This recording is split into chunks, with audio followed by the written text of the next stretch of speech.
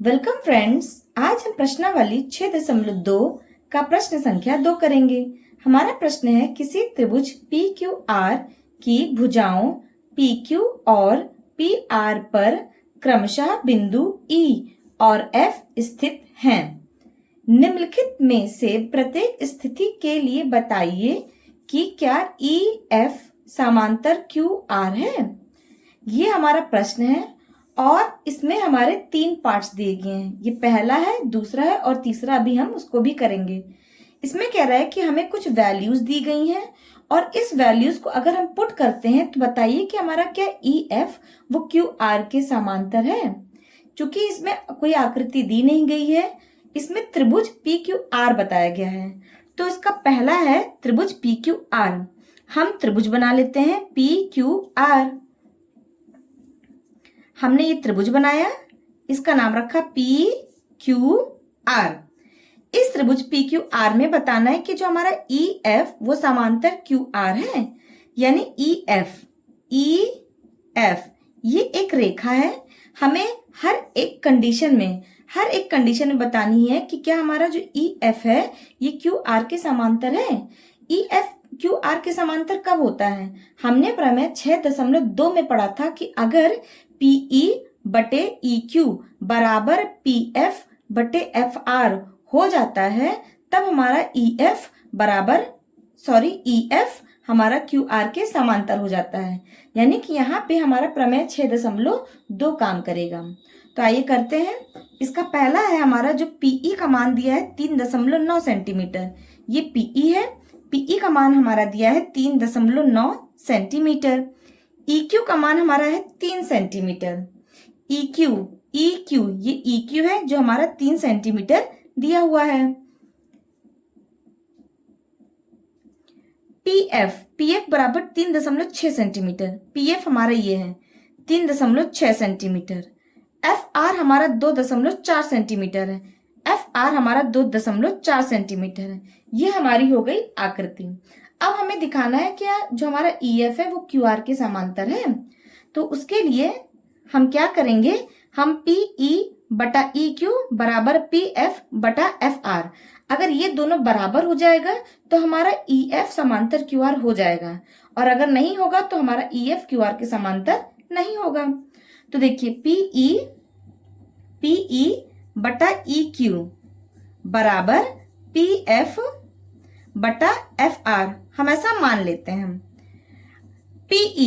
PE का मान हमारा कितना है 3.9 सेंटीमीटर।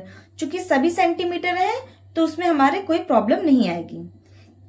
EQ का मान 3 सेंटीमीटर बराबर PF 3.6 सेंटीमीटर बटा FR हमारा 2.4 सेंटीमीटर। हमें इसे सॉल्व करना है। बस 3.9 है, जब हमारा दशमलव हटेगा तो हमारा ये हो जाएगा 39 बटा दशमलव हटेगा तो यहाँ नीचे 10 आ जाएगा, और गुणे यहाँ 3 बराबर ये हो जाएगा 36 बटा 10। जब 3.6 का दशमलव हटेगा तो 36 बटा 10 गुणे, चूंकि नीचे 24 आ जाएगा और इसका दशमलव हटेगा तो ऊपर हमारा 10 आ जाएगा। अब यहाँ 10 से 10 यहाँ कट गया, और यहाँ से 3 का पाड़ा पर 3 एकम 3, 3 एकम 3, 3 त्रिका 9, ये कितना आ गया हमारा 13 बटे 10 आ गया बराबर।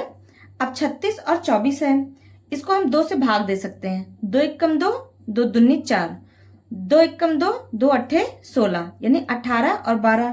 फिर ये हमारा 2 से फिर से भाग हो जाएगा, 2 छंग 12, और ये हो गया हमारा 2 9 18। फिर ये 3 से चला गया, 3 त्रिका 9, 3 दूनी 6, यानी 3 बट्टा 2, 3 बट्टा 2। क्या 13 बट्टे 10 बराबर 3 बट्टा 2 है? नहीं, यानी कि ये दोनों हमारे बराबर नहीं है। जब ये दोनों बराबर हमारे नहीं है तो ये दोनों हमारे बराबर नहीं है, इस कंडीशन में जो हमारा EF होगा वो भी हमारा QR के समांतर नहीं होगा। ये हमने पहला वाला प्रूव कर दिया। ये हमारा पहला इसका आंसर हो गया। अब दूसरा हमारा ये दिया है, इसके लिए भी हम आकृति बना लेते हैं। हमने त्रिभुज ले लिया, हमने त्रिभुज मान लिया PQR, और हमने यहाँ पे EF भी रेखा खींच लेते हैं। अब यहाँ से हमारा PE का मान 4 सेंटीमीटर है, पीई हमारे यहाँ 4 सेंटीमीटर है, क्यूई बराबर 4.5 सेंटीमीटर है। क्यूई ये रहा हमारा 4.5 सेंटीमीटर। पीएफ बराबर 8 सेंटीमीटर, पीएफ बराबर 8 सेंटीमीटर। आरएफ हमारा 9 सेंटीमीटर है, आरएफ हमारा 9 सेंटीमीटर है। ये हमने सभी मान यहाँ पे रख लिया। अब हम इसका हल करते हैं। सेम वही यहाँ पर भी होगा। हम पहले पीई बटा ई क्यू बराबर पीएफ बटा एफ आर। देखते हैं क्या ये दोनों बराबर है। हम सबसे पहले इसे मान लेते हैं। पीई का मान हमारा 4 सेंटीमीटर यानी 4, ई क्यू 4.5 सेंटीमीटर बराबर पीएफ हमारा 8 सेंटीमीटर बटा एफ आर हमारा 9 सेंटीमीटर। अब यहां से ये दशमलव हटेगा तो ये हो गया 45 और ऊपर हो जाएगा हमारा 10 बराबर 8/9। हम इसे सॉल्व करते हैं तो ये दोनों हमारे 5 के पहाड़े में आ जाता है। तो 5 9 45, 5 दूनी 10, 4 दूनी 8 बटे ये 9 बराबर 8/9। चूंकि आप देखिए दोनों साइड हमारा बराबर है, अतः अगर ये दोनों बराबर होगा तो जो हमारा EF है वो हमारा समांतर हो जाएगा QR से। EF हमारा QR के समांतर हो जाएगा। ये हमारा सेकंड प्रूफ हो गया। तीसरा है, इसके लिए भी हम आकृति बना लेते हैं। हमने त्रिभुज ले लिया, त्रिभुज PQR।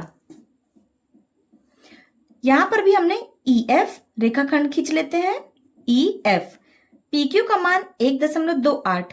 PQ यहाँ पे ये जो PQ है ये हमारा 1.28 सेंटीमीटर दिया है। PR यानी कि ये जो पूरा PR है ये हमारा दिया है 2.56 सेंटीमीटर।